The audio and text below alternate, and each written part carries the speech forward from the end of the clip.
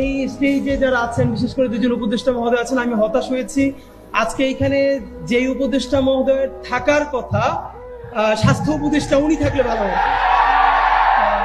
তো আমি জানি না স্বাস্থ্য উপদেষ্টা, বা উনি তো মানুষ ভালো, কিন্তু উনি অসুস্থ, তো উনি পুরো জাতির স্বাস্থ্য কি করে ঠিক করবেন?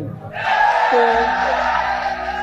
মানে কষ্টের ব্যাপার হলো যে আজকেও আমাদেরকে সকালে খুব বোর্ড হয়ে বলতে হয় যে ঢাকা মেডিকেলের মর্গে যে 6টা লাশ এখনো শহীদদের পড়ে আছে, সেটা 5 তারিখের আগে রাষ্ট্রীয় সম্মাননায় দাফন করতে হবে, নইলে আমরা আবার এই ঘেরাও টেরাও করবো। তারপর সরকার থেকে জানানো হয় যে 4 তারিখে সেটা করা হবে। রায়েরবাগে যে প্রায় 1.5 শতাধিক, আমরা বলছি বেওয়ারিশ লাশ, আসলে কি তারা বেওয়ারিশ? এই শহীদদের বাবা আছে, মা আছে, ভাই আছে, বোন আছে। আমরা শতবার সেখানে গিয়ে বলেছি যে তাদেরকে তুলে ডিএনএ স্যাম্পলিং করে সারা বাংলাদেশে আহ্বান জানানো হোক, কোন বাবা, কোন মা, কোন সন্তান তার পরিবারের এই লোকটার জন্য তাকে আছে, তারা ডিএনএ স্যাম্পলিং করে অন্তত বুঝুক। আমরা একটা পরিবার এমন পেয়েছিলাম, জাহিদু ছিল, ওকে আমরা পরে নাম্বার দিয়েছিলাম তাকে ইন্টারভিউ করবার জন্য। আমরা ইনকিলাব মঞ্চ থেকে সর্বপ্রথম যখন সেখানে বেওয়ারিশ লাশের ওখানে কবর জিয়ারত করতে যাই, তারপরে গিয়ে দেখি যে শহীদ মাহিন, ট্রাক চালক, 28 বছর বয়স, শহীদ মাহিনের মা আর তার স্ত্রী ছোট্ট একটা পাসপোর্ট সাইজের ছবি নিয়ে সব জায়গায় ঘুরছে। সর্বশেষ সে আঞ্জুমান মুফিদুল ইসলাম থেকে জেনেছে যে এই রায়েরবাগ যে কবরস্থান, সেখানে গণকবরের মধ্যে তার সন্তানের দাফন দেওয়া হয়েছে, কিন্তু তখন তার স্ত্রী সন্তান সম্ভবা। তো মাহিনের মা বলছে যে বাবা, আমি চাই যে আমার যে নাতিটা দুনিয়ায় আসবে, ও যেন ওর বাবার কবরের পাশে দাঁড়িয়ে কোনোদিন মোনাজাত করতে পারে, আমার বাবা দেশের জন্য জান দিছিল, আমি তো জানি না আমার সন্তানের লাশ এখানে কোথায় আছে।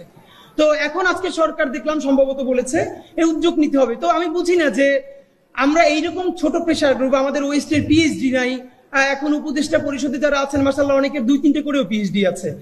এত পিএইচডি দিয়ে কি হয় যে এই সাধারণ বুঝগুলো যদি না থাকে? তো এরপরেও এই সরকারকে বিশেষ করে যেটা ধন্যবাদ, এই যে জনতার সামনে বসিয়ে উপদেষ্টাদেরকে বলা যায় এবং তারা হাসি মুখে গ্রহণ করেন, অন্তত প্রচন্ড চিৎকার করলেও তারা কারেকশন নেন। এর মানে হলো জুলাইয়ের মধ্য দিয়ে এই যে নাগরিক প্রশ্ন করা শিখেছে, এই প্রশ্ন আমাদেরকে জারি রাখতেই হবে। এখানে বিএনপির প্রতিনিধি আছেন, অন্যান্য পার্টির সকল প্রতিনিধি আছেন, আপনাদেরকে বিনীত অনুরোধ করি, আপনারা যদি মনে করেন যে জুলাইয়ে ছেলে মেয়েদেরকে নামিয়েছেন, হাসিনা পালিয়ে গেছে, ক্ষমতা এবার আপনাদের হাতে এসেছে, এখন আর এই বাচ্চাদেরকে কথা বলতে দেওয়া যাবে না বা হবে না, এই চিন্তা যদি করেন, আল্লাহর ওয়াস্তে তওবা করেন।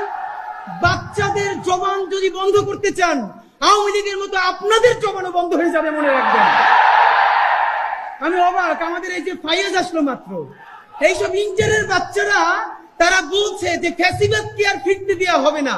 এই ছেলেটা তো আজ পর্যন্ত তো অনেক কথা বললাম, শেষের 1 মিনিটে আপনাদের কাছে শুধু বিনীত অনুরোধ ভাইয়েরা আমার, বিএনপি যা ইচ্ছে করুক, জামাত ইসলাম যা ইচ্ছে করুক, বিএনপি জামাত বা অন্যান্য কোন দলের আহ্বানে লক্ষ লক্ষ মানুষ রাস্তায় নামছিল না? নামছিল তার ইন্টারের ছেলেটা, 89-এর বাচ্চাটা, ভার্সিটি পড়ুয়া ছেলে মেয়েটার রক্তাক্ত শরীর যখন রাজপথ রাঙিয়ে দিয়েছে, তাদের জন্য নেমেছে। কিন্তু আফসোস, আমাদের ভাই বোনেরা অনেকে করাপ্টেড হয়ে যাচ্ছে।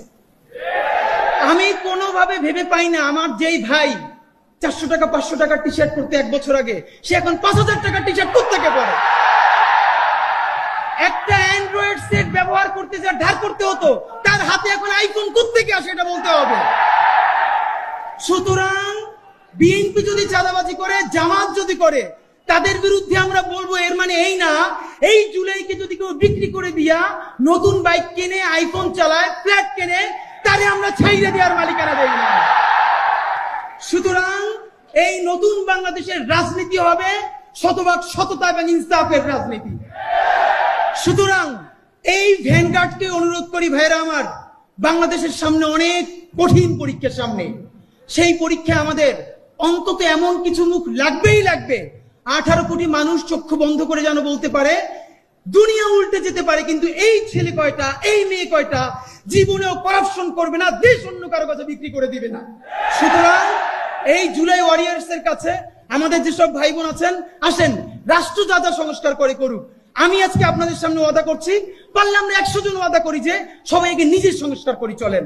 অন্তত আমরা যত গুনাহ করি, আমরা যত পাপ করি, প্রত্যেকে 18 কোটি মানুষ এত মুখে সংস্কারের কথা বলি, 18 কোটি মানুষ যদি একদিনে একটা পাপ কম করে, তাহলে এই 56,000 বর্গ মাইলে একদিনে 18 কোটি পাপ কমে যায়। আপনি ভাবেন কিন্তু আমরা সবাই অন্যের সংস্কার করি, নিজের সংস্কার চাই না। সুতরাং চলেন এই আর একটা কথা প্লিজ, কেউ নিজেরে ফোন দিয়ে বলে ভাই আমি একজন জুলাই যোদ্ধা, এটাকে মুক্তিযুদ্ধ ব্যবসার মতো। ভাই কি ফোন দিয়ে বলবে আপনি কে, বলে ভাই আমি একজন জুলাই যোদ্ধা, মানে কি? কোন জুলাই যোদ্ধার মধ্যে এইসব বলা চলবে না। সবাই বাংলাদেশের নাগরিক। আপনার সমস্যা থাকলে নাগরিক প্রশ্ন ডিল করবেন, জুলাই যোদ্ধা